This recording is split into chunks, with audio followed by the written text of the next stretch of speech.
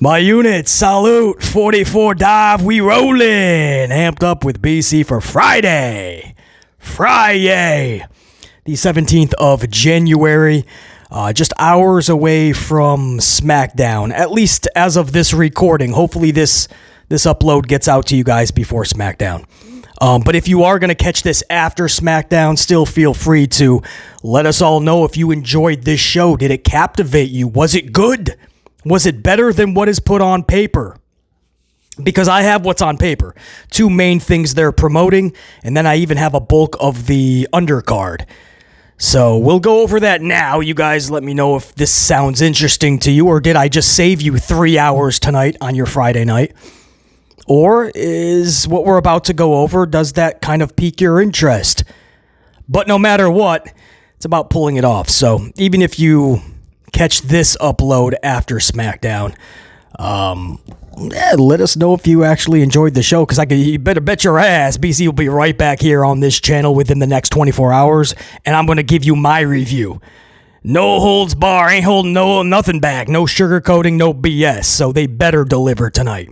Who knows? Maybe we get a good show. Maybe Hunter Hearst Helmsley locks himself in a closet for 3 hours, right?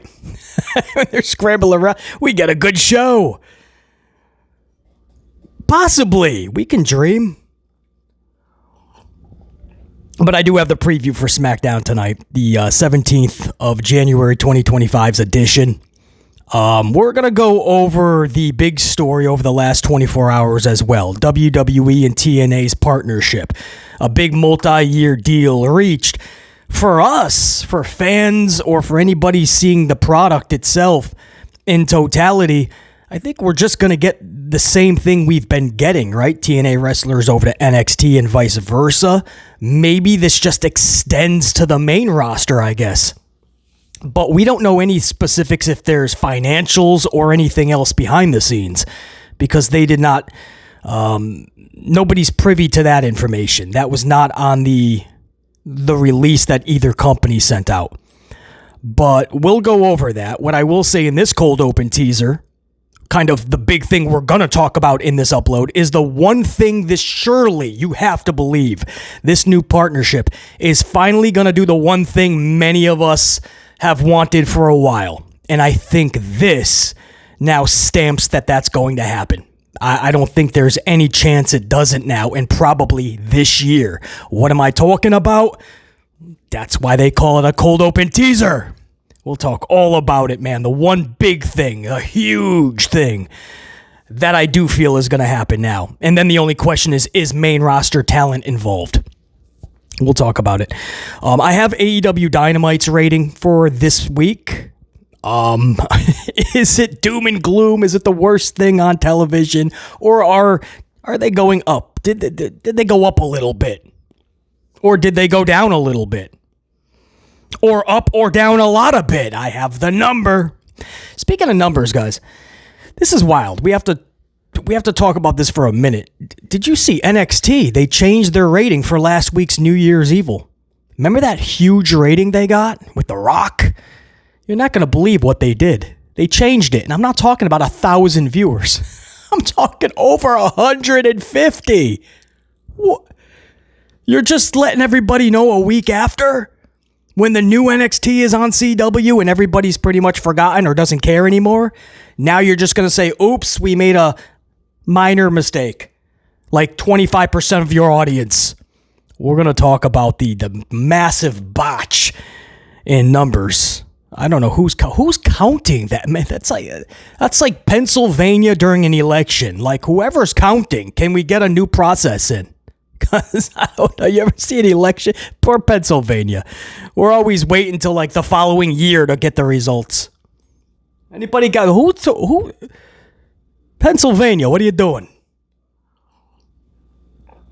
Pennsylvania's like, we like to be accurate. All right, we like to count it a couple 2,000-3,000 times. Yeah. Oh, we are amped up today.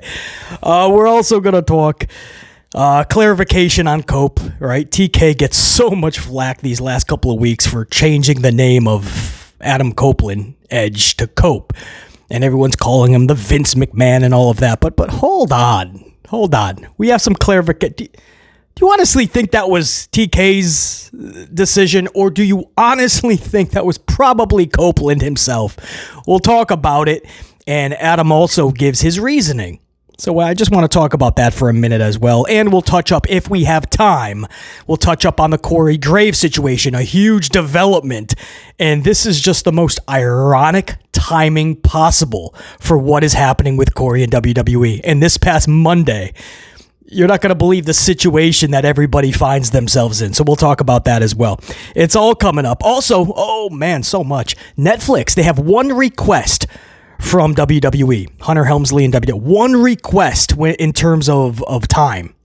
The time that they allot and that they would like from WWE. We'll go over what that request is. So wow, man, going over my own notes, we got a much more stacked, packed, and jacked amped up today than I originally thought. So let me get a swig of coffee. Because this is so jacked up today, I am going to take you guys to the opening signature so I can get a couple of swigs. Come right on back. We'll start with the big story. WWE and TNA's partnership and what this means probably this year. Let's do this. 44 dive, like I said, we rolling. So you best bet your ass you best be getting amped up. Let's go.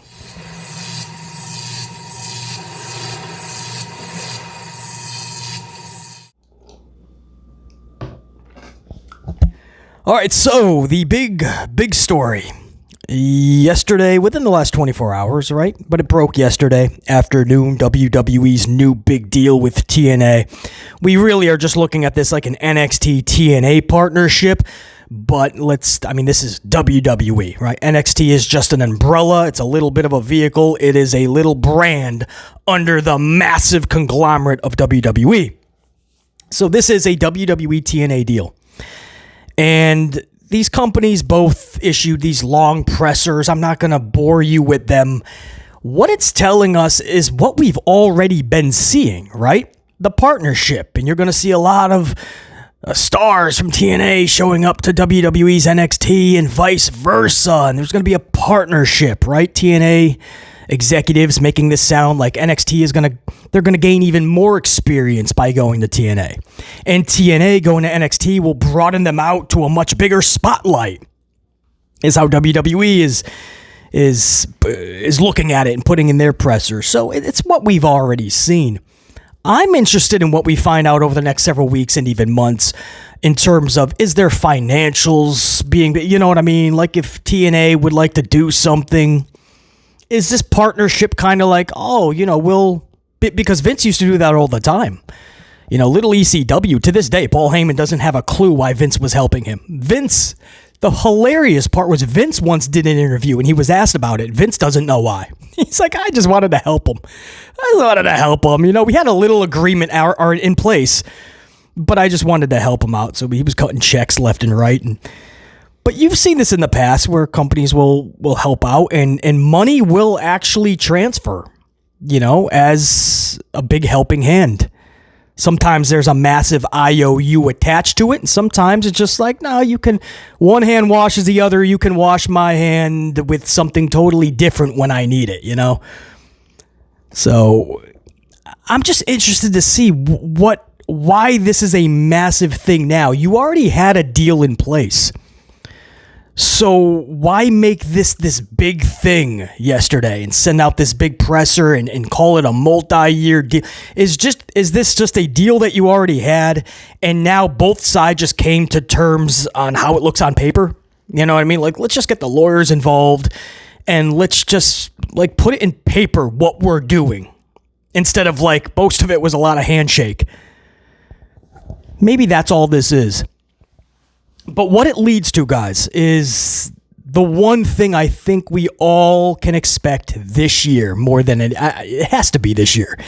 And that is a when worlds collide type pay-per-view, right? Because I am so thankful we no longer have to hear the word forbidden door, at least not for WWE or TNA, right? We can just stop with this door nonsense.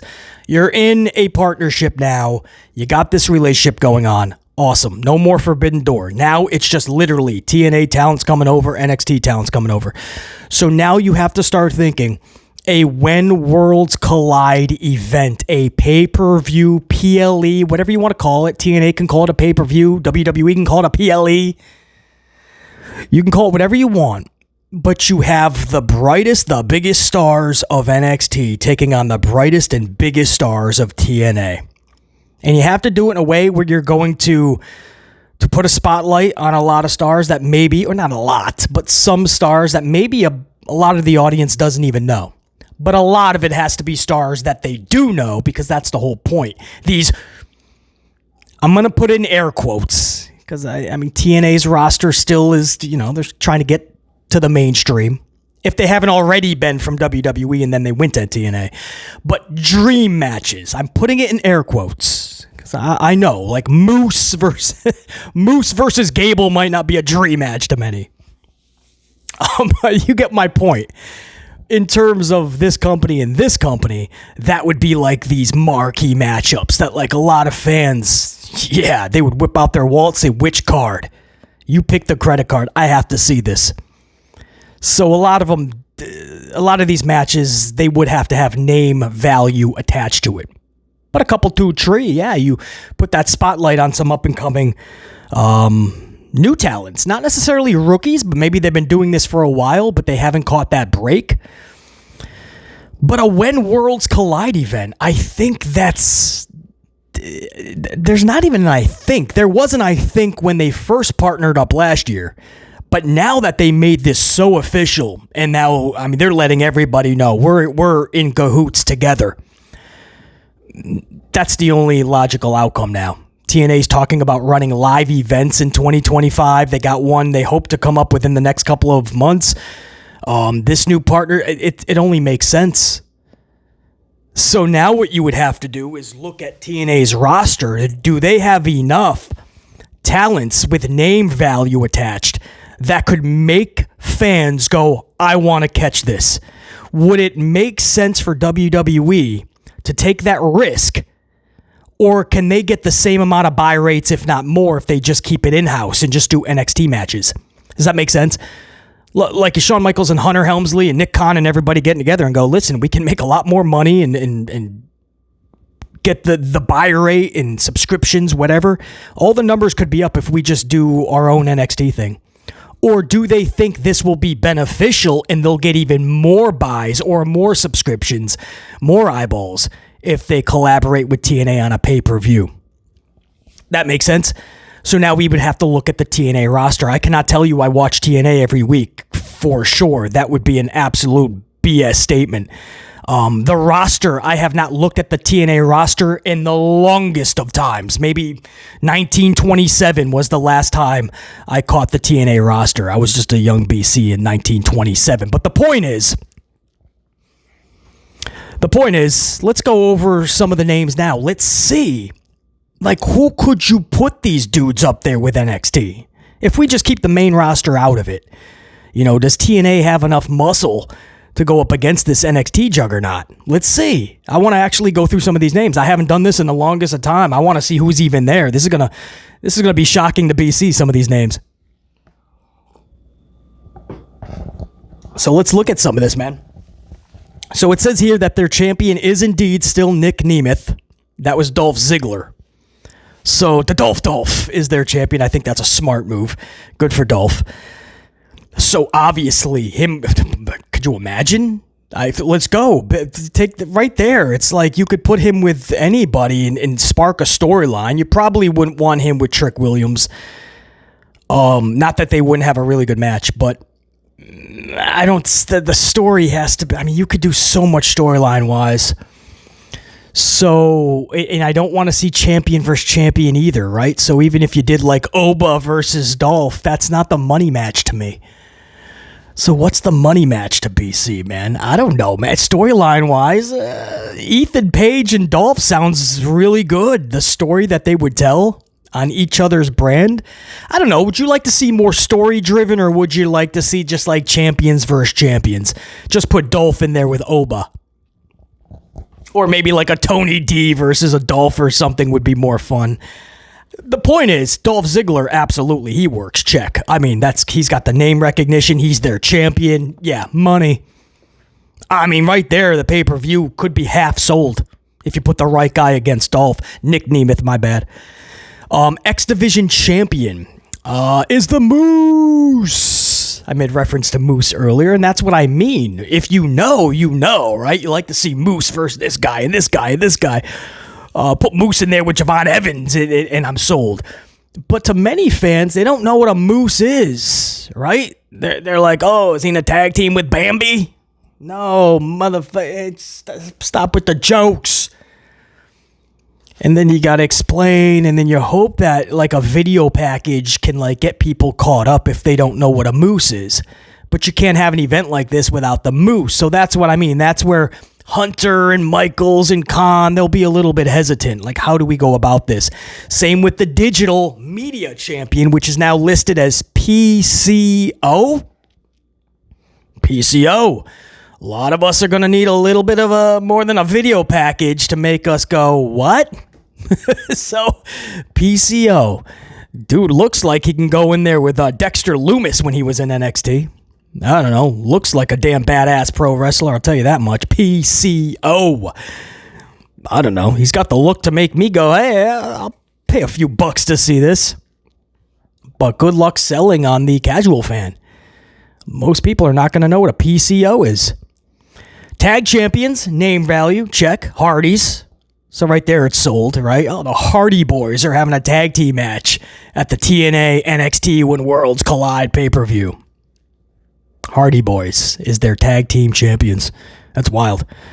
Their knockout champion is listed as Masha Slamovich. Masha Slamovich. She was actually at NXT this week. I was like, what the fuck is a Masha? It was a Masha Sandwich. I don't know. I wanted a sandwich afterwards. Masha Slamovich, but she's good.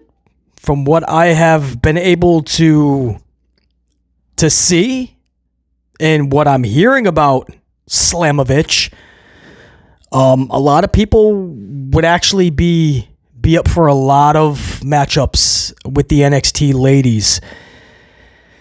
Again, the problem is you got to be careful because you don't want to take the majority of this base is going to be from WWE and NXT, guys. You know that, like the fans, because ratings wise they have way more fans. So you're hoping that you can do this in a way where you're not even confusing, but you're not making this feel like homework. You're not giving fans you're not making this difficult. Like there's 8 or 9 matchups, and like 4 or 5 of them you have to do immense homework on who a lot of these individuals are. I don't think that's fun to a lot of fans. You know, you want to say, man, that's the whole fun of it, right? You get to see a lot of the talent you don't usually see. No, but if they wanted to see that, they would watch TNA every single, what is it now, Thursday nights? Right? There's a reason they're not. There's a reason the numbers are where they are. It's because they don't want to see of course they can see new talent. Every single day of the week, there's a wrestling show. They can go down to the local bingo hall 5 times a week and see new talent doing great wrestling, trampoline, bouncing all around. Oh, it's fantastic. Or is it? No, there's a reason they're not. It's because WWE has already given them 6 hours every single week. Main roster, 2 hours NXT. That's 8 hours every single week. Just one company. Then Tony Khan came along when Rampage was still bumping with Collision and Dynamite, and he was giving you about 6 hours.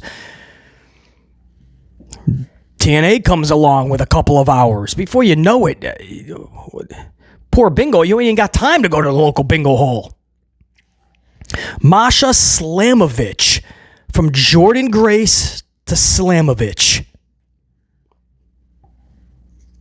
I don't know. It's going to be a hard sell. I'm not saying that these talents are not good or they don't got the look. That's not what we're talking about. Of course, they got immense talent. They're holding championships and a top promotion. But my thing is, you're selling a pay-per-view. That's this discussion. We're selling a pay-per-view. You have to get the casuals to know a Moose and to know a PCO and to know a Masha Slamovich. Knockouts tag team champions, right? Tag team champions Spitfire, Danny Luna, and Jody Threat. A lot of fans. Who? BC, they're really good. I'm not debating that they are. I'm guessing they are. They're holding titles. They look badass. I'm guessing they're really good. And I'm not, and that's awesome if they get a spotlight like a pay-per-view against NXT. That's all great. I'm saying when you're putting this together, how do you do it? You have to have you have to do this with a couple of months bare minimum. It's going to take more than a video package to catch your NXT WWE side on some of these names. That's the problem. Let's just look at outside the championships. Let's see who they have on their roster. This is my first time looking, guys, in the longest of times. I don't even know who's down in TNA anymore. So this is going to be interesting. Most of these names, I'm guessing I don't know. I'm guessing, right? Probably just a lot of dudes that are trying to make their way up the ladder, and TNA is giving them a big platform. Or maybe not. Look at this first name I'm coming across. I'm not going over every name. I'm just going over some that kind of catch my eye. Tommy Dreamer, dude. Tom Dreamer is listed as a talent in TNA. Is that? I don't think I'm on an alumni list. I think this is a new list. Tom Dreamer is still with TNA. Is this true? Maybe you guys, any TNA faithful, Tom Dreamer, really? Well, maybe Tom Dreamer would have an NXT matchup. I don't know. Who knows, bro? Tom Dreamer versus Ridge Holland street fight. Ash by Elegance. There you go. That's name recognition. Well, not that name. Dana Brooke was her name in WWE. Ash by Elegance. It's funny. Listed near her is Heather by Elegance. Now, I haven't watched the product, obviously. Don't know a lot of these individuals, but Heather by Elegance. I wonder what that is in storyline. Is that supposed to be like a sister or a cousin or something, or just a friend? That must be an interesting storyline. Ash by Elegance and Heather by Elegance. The tag team of the Elegances. Remember Rick Martel and the Arrogance? He used to spray air. Rick Martel, it was back in the 80s and 90s. No? Okay. The new generation's like, what is BC to what are the 90s? Tessa Blanchard. She's actually listed. Okay. Well, I'm sold on Tessa. Go ahead. Put her in there with, you could have the straight wrestling bout with somebody like Kalani. Roxy is not quite believable. Roxy can do good with people that are bigger than her, but sometimes it's misplaced. Like Bailey and Roxy recently. That's so odd to me. But Roxy can do really good with people. Most people are going to be bigger than Roxy's like 2'4". So most everyone's going to be bigger than Roxy anyway. But some people it works, some it doesn't. Tessa, that's a hard sell to make people believe that Tessa's not just going to annihilate Roxy. Tessa's been in there with the dudes. So you may want, I'm not saying Roxy can't hang, but you simmer that down right off the jump. But a Kalani wrestling match would be cool, but maybe more of a badass thing, right? So maybe Tessa, I got to think not main roster, but NXT. I mean, I would say Zarya, but Zarya hasn't been built up to where we thought she was going to be built up to. So that's the problem with Zarya. Same thing with some of the, those badass looking females that you think can rock. Like they just left the weight room and they're ready to kick some ass. Legend hasn't been booked to that stature yet. So I don't know, man. Okay, I got to give that one more thought. There's probably names right there, and I don't have the NXT lineup in front of me, so this is all off my dome piece. But Tessa Blanchard, that's awesome. I feel like I'm looking at an old list, but this says it's the new list. So you guys feel free to tell me if this is an alumni list. Maybe some of these names aren't even on there anymore, because I'm looking at Sam Callahan. Is Sam Callahan still in TNA? Because Callahan's a badass dude. You put him on this event. Yeah, it's going to be one of those matches everybody's talking about the next day. But I'm also seeing Rhino. I thought Rhino last wrestled in 1985. Jokes. But much respect to Rhino if he's still going in TNA. Mustafa Ali. You guys remember Ali? He's listed in TNA. Xia Li, one of my favorites now, going by Lei Ying, I believe, correct? Ye Ling Li. formerly known as Xia. I will always say pick a credit card for Xia Li's matches. So that's awesome. You have Cardona, who's been doing work with AEW, so I don't know how he would be unless he's got a loose contract. Jordan Grace, who's going over to WWE, her contract expires, I think, in 2 days, right? Something like that. I think she's going to be Royal Rumble eligible. We expect her to go to WWE, but no matter what, with this new partnership, you're going to see a lot of Jordan. So I'm obviously okay. I can't wait to see more Jordan Grace, bro. Gail Kim, I know she's not wrestling anymore. One more time, right? You remember how Gail left WWE? She took herself out of that battle royal. She was pissed off. She eliminated herself, walked out of the company, and she never returned. Gail Kim is one of my favorites in this industry. It would be really cool if she had one more and associated with a WWE PPV. That would be amazing, man. AJ Francis, remember Top Dollar? He tried to do that jump over the top rope, fell on his dome piece, and was never heard from again, basically. A few weeks later, Michael Cole was pissed because Michael Cole was really selling it. He's like, he's gonna fly, but he never flew. He kind of fell immediately. So Michael Cole had to save that live. He's like, he didn't fly. And then after that, Michael Cole was just laughing at him every week. Michael Cole was just not taking the dude seriously, and the writing was on the wall. Sure enough, a few weeks after that, Francis was out of WWE. Top Dollar, he was being called Flop Dollar. It was rough, but it looks like he flopped his way over to TNA. Good for him. I could have sworn, too, I just heard that he renewed his contract over there or got a new type of a deal. So it looks like he's going to be there for a while. Ace Steel. Isn't Ace Steel the dude that was Punk's good friend and was in that whole brawl out?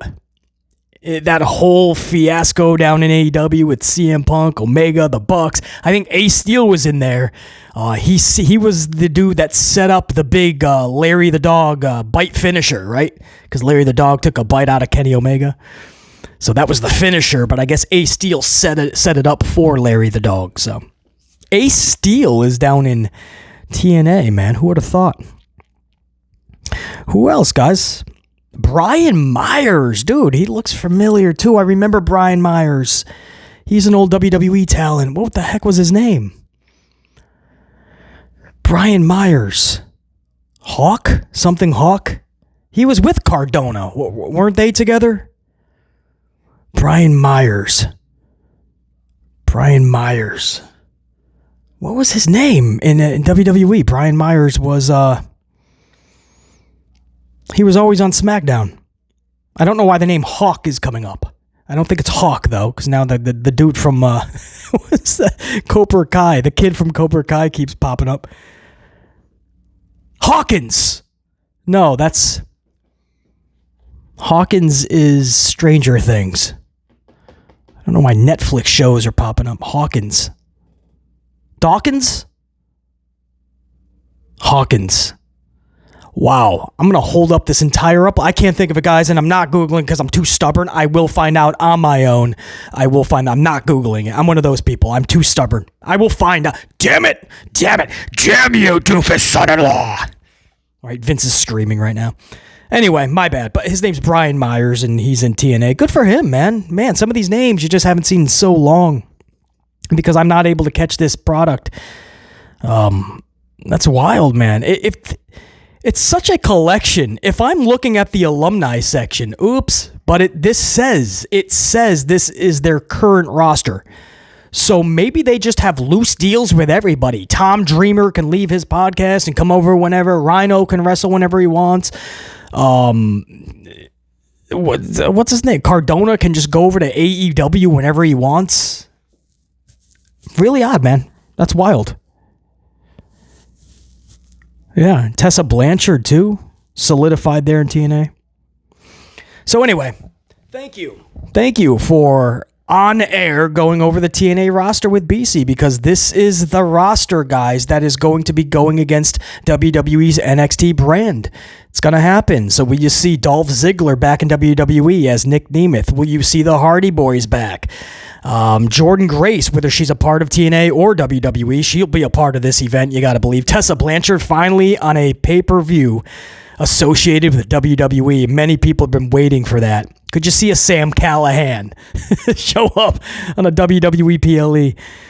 Tom Dreamer and Rhino back, possibly. Could Gail Kim make an appearance in WWE after all these years and how they had their falling out?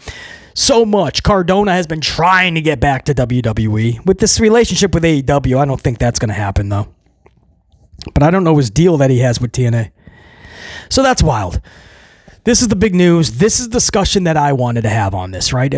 I didn't want to just go over the press releases and talk about everything that we already know. I wanted to, with you guys, go over the TNA roster and let's see, man, is there enough drawing power? It looks like there is. And again, a couple 2-tree matches, you put somebody in there that the crowd may not know in totality, right? The majority. But you make sure that you fill them in properly and it doesn't feel like homework. And then when it's all said and done, you leave them in a state where they want to know more. They want to see this dude perform more or that gal perform more. That's the hope. You get them intrigued beforehand and you captivate them during. But that's the huge news. WWE and TNA, a massive multi-year partnership has been declared.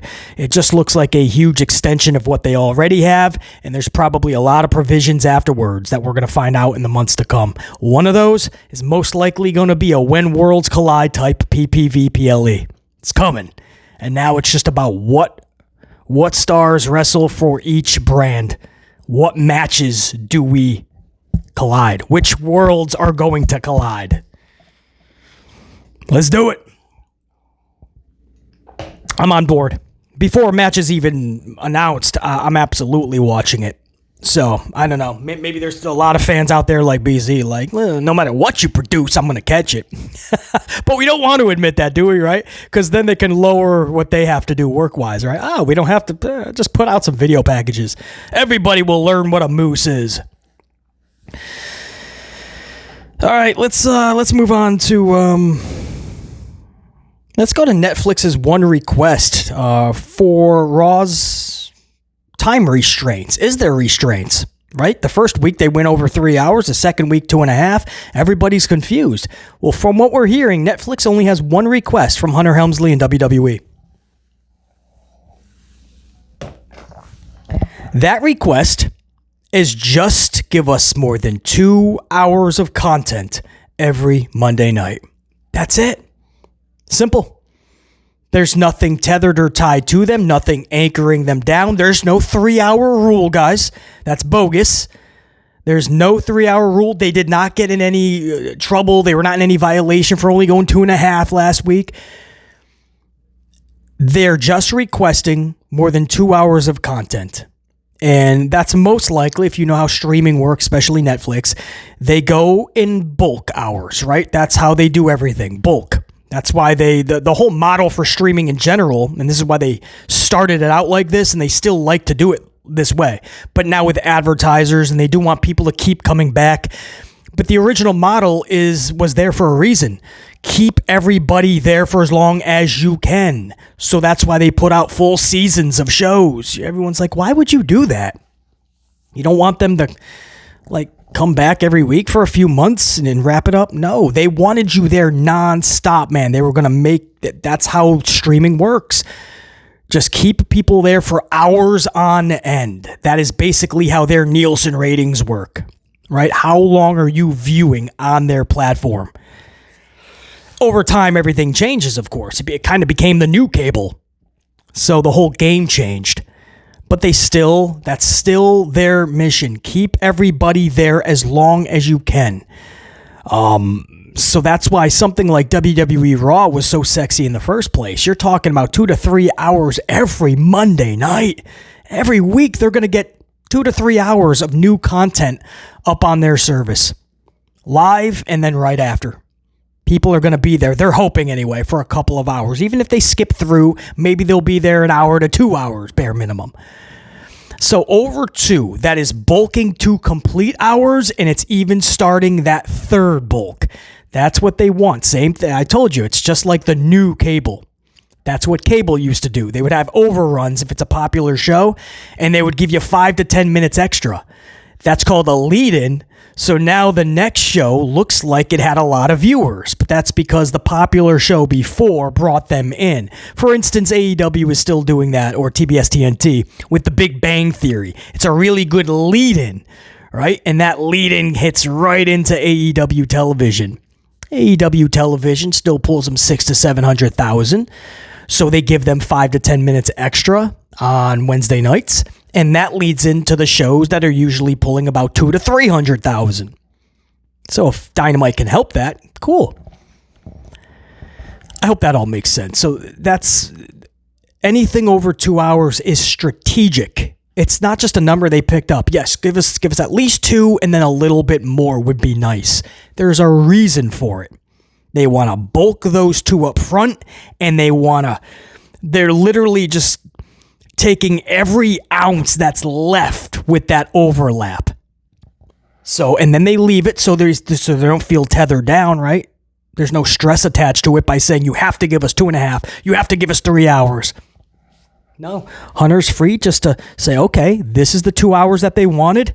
Now here we go into the overlap. And if Hunter's going into the overlap and the main event hasn't even started, he's probably happier than a pig in shit.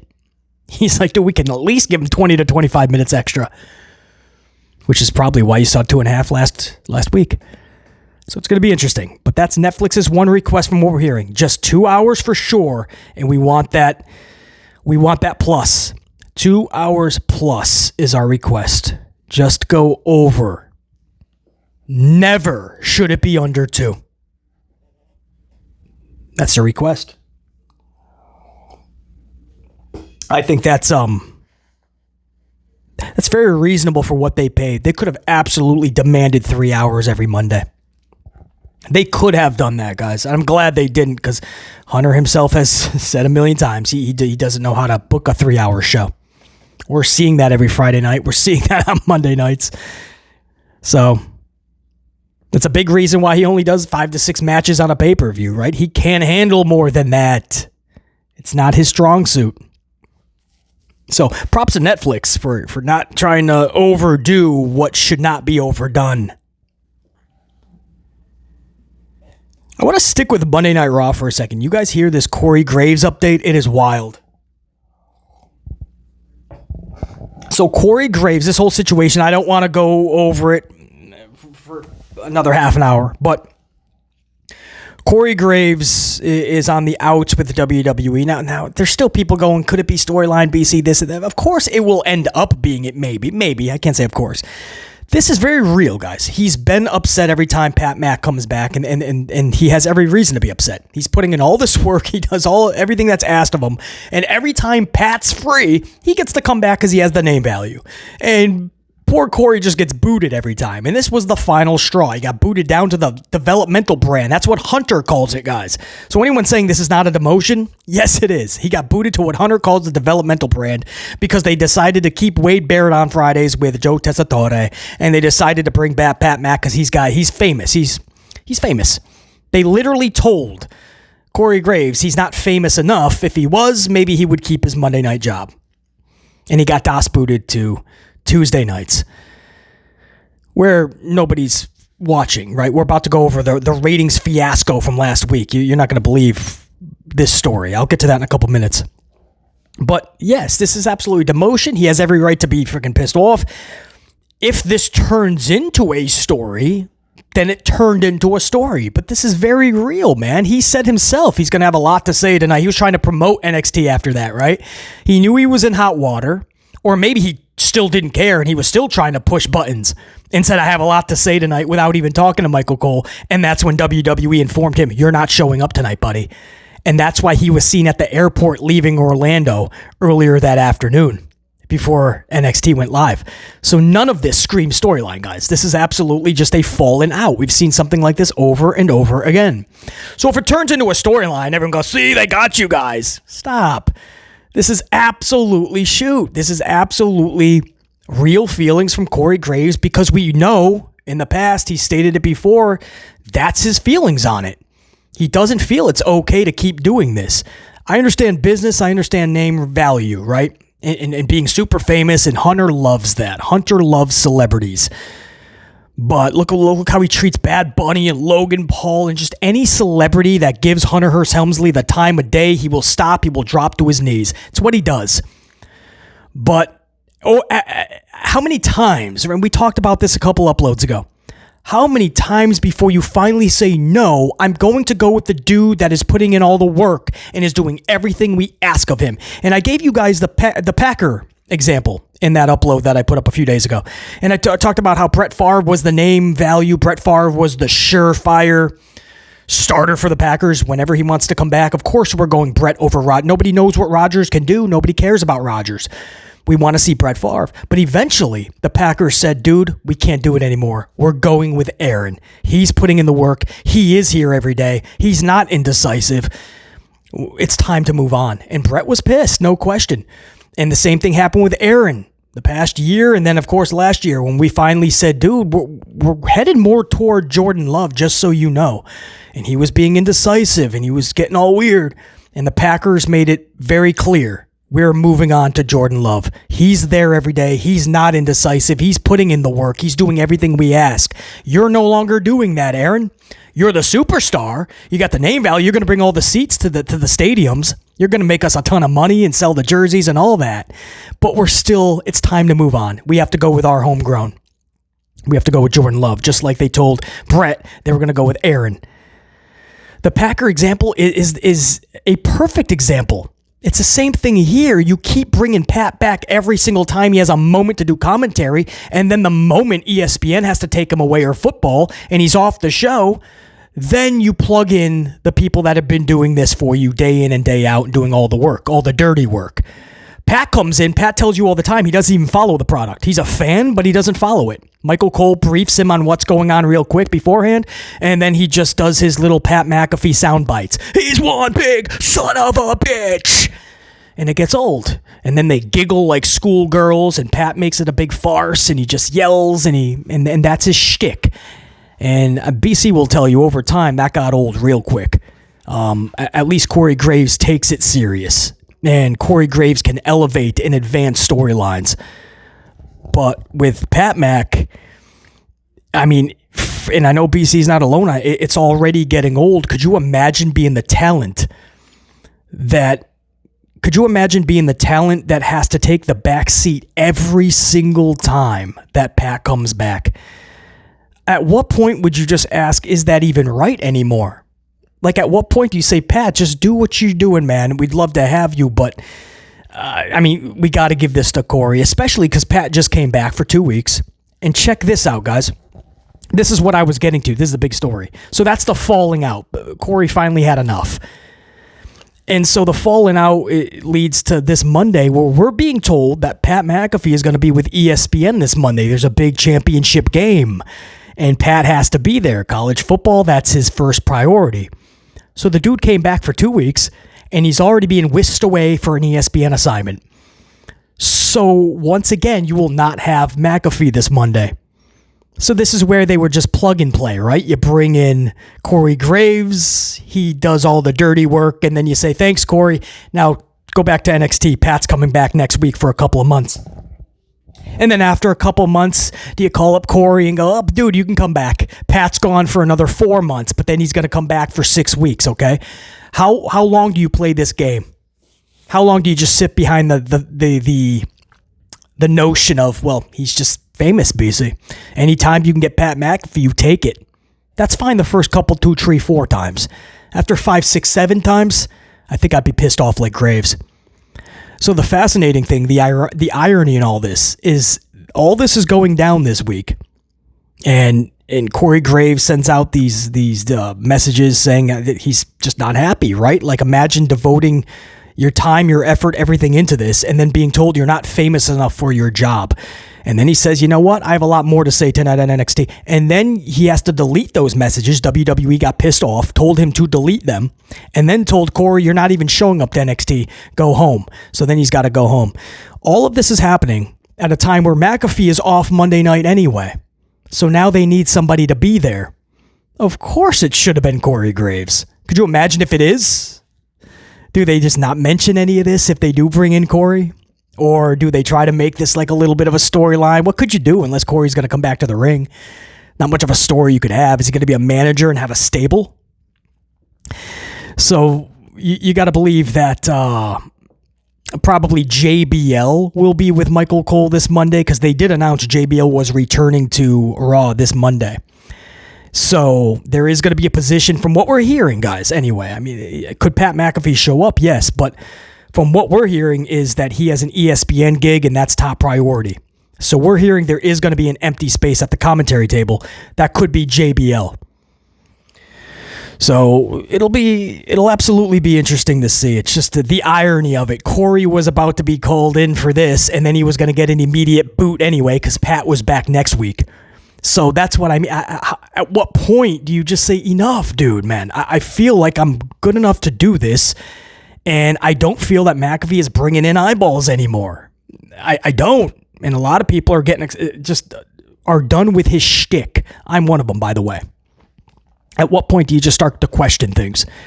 So you can rip Corey all you want, but I don't blame him at all for finally being pissed off. And he's been pissed off.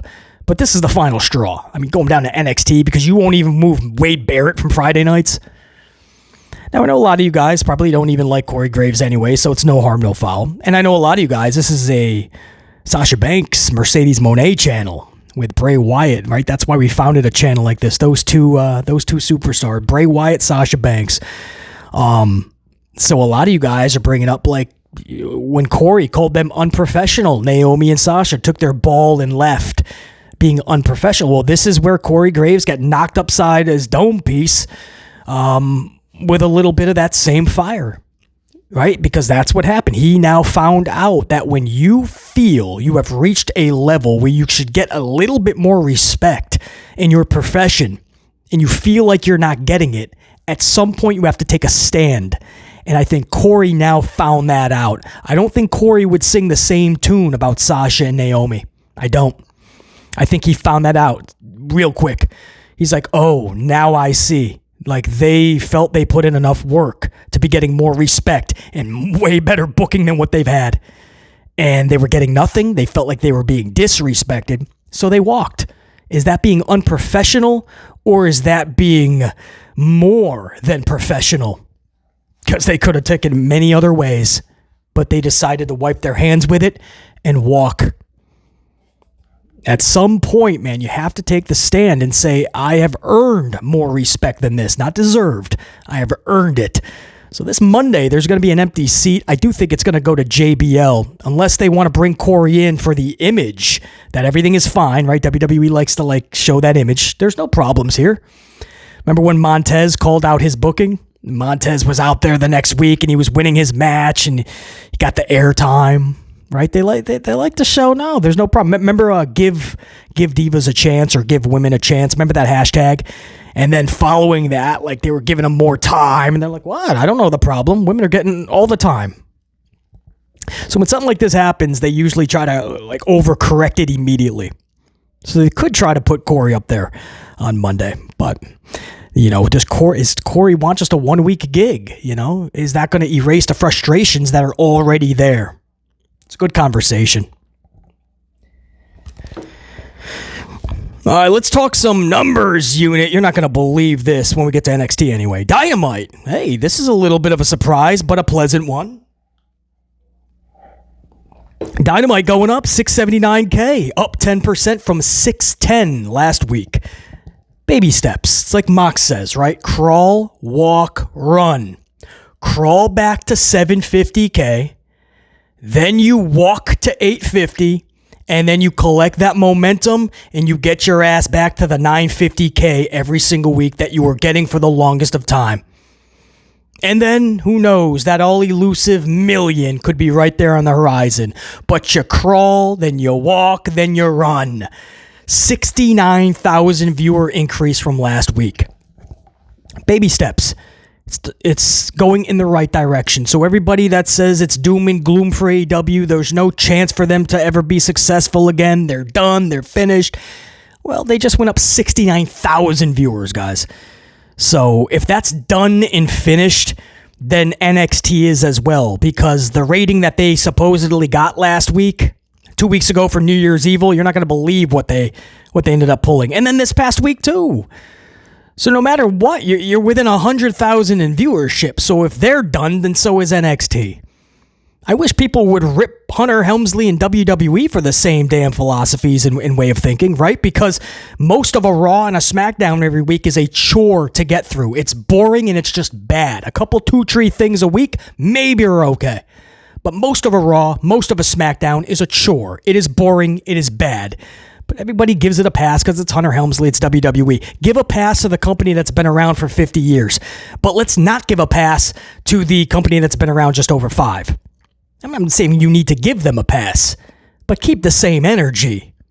I watched the show this Wednesday. It was not good by any means. It was not the worst wrestling show I've ever seen either.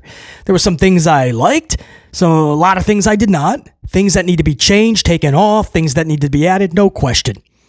No question. If BC was running that show, it would look a lot different, and there would be a lot more people that are captivated by it. But not the case. But it's not like, man, some of the narratives out there, it's just like AEW is just the plague. Well, they're about to close in back to 700,000 viewers. So enough people are telling you it's not the plague. Basically the same viewership almost, right? They switch off within 100,000 viewers of NXT. Nobody's talking about how NXT is the plague. Just saying, you know what I mean? I critique AEW harshly when I do, but for justified reasons, right? That's by definition constructive criticism. Then there's just bashing to bash. I mean, even when we rip Hunter Helmsley, it's still, if you listen to the words, constructive criticism. We have a lot of fun with it, but it's because we want the same goal. We all have the same goal. We want to see it succeed. We want the WWE product to be better. AEW, the local bingo hall, any show that I watch. If I start watching TNA in this roster that I'm unfamiliar with a lot of them, well, then I'm going to critique them the same way. But AEW went up to 679, and I heard the same thing. Doom and gloom, they're done. Well, they just gained nearly 70,000 viewers back, so they're not exactly done yet. Let's switch over to NXT. Because if AEW's done, then NXT is. Catch this. You're not going to I can't even believe I'm saying this. So, last week, guys, 2 weeks ago, whatever it is, because this week's NXT's rating has already came out, so I should say 2 weeks ago. New Year's Evil. Their rating came out, and you guys remember what that was. The Rock was on that show. It was dubbed the New Year's Evil special event. 957,000 viewers, almost 1 million. We were shocked. I couldn't believe it. Went up over 250,000 from the week before. Do you guys know what we learned over the last 24 hours? Guys, we just found out that was not the number, 957. There was a mistake. There was a botch. And after some readjusting of the numbers, it was actually 798,000 viewers. 798. How did you botch over 150,000 viewers? How could you even do that? Is The Rock pulling some strings and he wanted to tweak, he's paying the right people and he tweaked the numbers a little bit? Not saying that happened, but I mean, how does that happen though? How does that happen? I've never seen a rating be off by over 150,000 viewers. Now, maybe there is a justified reason. We'll get to it. Maybe they'll come out with it. Maybe it's already come out in the last few hours. Who knows? Right? But to just say, oops, it was a little clarification issue. Right? It was a little, we messed up on some of the numbers. After about a week, we came to. How do you... over 150,000 viewers. Guys, we all thought that it was 957K the whole week. We were giving Rock such praise. And then all of a sudden we find out, no, it was 798. They didn't even hit 800. And then this week, of course, they lost tens of thousands more. Where were they? 7-Eleven, I believe? No, that's a store. Well, they were around that. The point is, they lost viewers from last week, obviously. But I can't believe they were like, we have to find more info. I've never seen anything like that. They botched it by 150,000 viewers. So NXT is in 7 sem-odd territory. AEW is in 6 sem-odd. So if one is done and no hope, then you got to say the same for the other, I guess. I watched both this week. Both need so much work. Both are salvageable. Neither brand or company is near its deathbed. Relax. Both can come back from all of the mishaps and miscues that they've been going through. Hopefully that happens. Right now, their numbers are not good. No. 7 sem-odd for NXT. 6 sem-odd for Dynamite. Let's move on now to tonight's SmackDown lineup. All right, this is SmackDown 11725. The two big promoted and marketed segments for tonight are Tiffany Stratton versus Bebe for the Women's Championship. Bebe being Bayley, of course. Bayley's on every show. Bayley's showing up on Raw, taking out another SmackDown star, Nia Jax, in front of Rhea Ripley, which made no sense. It did nothing for Rhea. Rhea didn't even say a word after that. That was so weird. Then Bebe shows up on NXT to take out Little Roxy. I don't know what that's supposed to be about, other than they want Roxy to work with Bayley. Maybe Roxy will show up to SmackDown once in a while. I have no idea. So now she's back on her brand, SmackDown, and she's going to be taking on Tiffany. She will not be winning this championship, nor should she be. Absolutely not. But that's your big title match tonight. And then the other big promoted, marketed segment is Solo Sikoa returns. They're making a big deal out of this, and this is a total laugh my ass off moment. Because what is he returning from? We just saw him on SmackDown 2 weeks ago.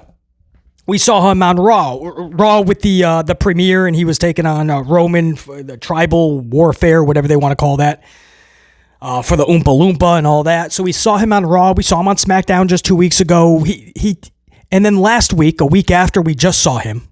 Or no, that was right after Raw's thing a few days later. So then my point is we just saw him Monday. And then last Friday, days afterwards, they're like Solo returns. Dude, we just saw him.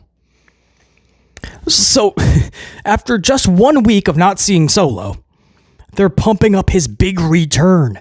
Have they not gotten the memo? We want the best for Solo. We do. And I feel like he has improved leaps and bounds, and that's awesome. He's not the star that they're promoting him to be. And Hunter botched that from the jump, putting him on a 41-match losing streak after John Cena handed them a silver platter. He let Solo beat him, and then he let Solo annihilate him in defeat. And then when he left, Hunter didn't know what to do with that John Cena gift. So he just said, now I'm going to put you on a 41-match losing streak. That didn't help. But then you get somebody like Fatu, and he completely overshadows star power Solo, so that didn't help. There's a lot of booking miscues. But the fact that there's not that connection. It's just not. So to try to pump up Solo's return, it's about as exciting as seeing Solo take on Cody Rhodes at a pay-per-view. It wasn't, was it? No, nobody got excited about that. This is a weird promotion here. Solo returns. That might actually excite the fans, though, right? You might hear the "fuck you, Solo" chants even louder tonight. So maybe it will pay off. Maybe it will. A get out of the ring chant. That's a little long now. Let's just stick with "fuck you, Solo." Those are the two big segments tonight, I guess. And then you have the undercard, 2 tag team matchups. Bianca Belair and Nene, that's Naomi, versus Nia Jax and Candy LeRae. We've been seeing them fight nonstop. So now you're just going to see 2-on-2 instead of a 6-woman tag or anything like that. I mean, if that excites you, awesome. That's one of those matches where it's going to be cool to see my girls Naomi and Bianca in there. But other than that, excitement? No. It's just a rematch to me. And then Motor City versus Angel and Humberto for the dudes. Motor City versus Angel and Humberto is your Friday night. That's how you're spending your Friday night. All right. I mean, it's no win situation. You say, BC, what do you want to do? You have to have matches. All right. Good luck. Good luck booking this. This is 50-50 booking if I've ever seen it. Nobody wins here. Motor City wins because they have to, right? They can't lose this. But then again, they're trying to make it look like they're going to give something to Humberto and Angel from now on. So it's like they can't lose either. But one of them's going to. And it leads to nothing. Motor City wins this irrelevant match. What does it do for them? Nothing. You already put titles on them and it didn't do anything. So it does nothing. And if Berto and Angel win this, what does it do? Nothing. It's a filler match with no care or interest put into it. Not from Hunter and the creative team, and not from the fans. No care, no interest. This is a soulless, heartless match. It's emotionless. That may seem harsh, but it's amplified truth. And that's your SmackDown preview for tonight. They'll fill in the gaps. The boys and gals will put on the show. Hunter will put on his production, and BC will talk all about it within the next 24 hours. I will have the amplified and fully honest review. The truth about SmackDown. We are going to talk all about it, man. So stay locked on the channel. Subscribe, notified, smash the up for the algorithm, all the good stuff. I appreciate you guys big time. Channel members, the utmost. Let me give my channel members a big salute. Ow. Starting with the gold cards into my diamond member cards and then my VIP coffee club. Channel members, salute. We'll be doing a live stream soon, channel members. At least the chat will be for members. Members only chat. We'll be doing that soon. I wanted to do that a few days ago. Business, man. Well, I'm trying to pack in these amped ups for you every single day. So I'm glad I can at least do that. But we'll be doing that members only stream soon. So until next time, and there will be that next time 44 dive. That is a wrap. BC in the unit saying check you. Salud.